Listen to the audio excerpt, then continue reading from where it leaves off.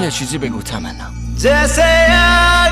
این خطبه عقد خیلی قویه، نیازی نیست از مردم بترسی. من مثل مرد پشتتم تمنا. این ترس رو تمومش کن لطفا.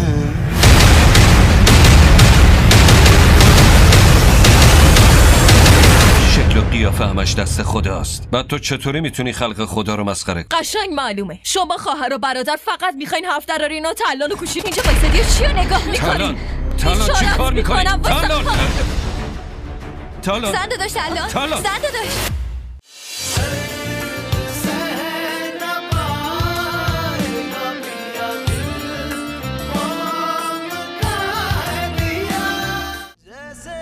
این ویدیو رو لایک کنید، کانالمون رو سابسکرایب کنید تا از سریال های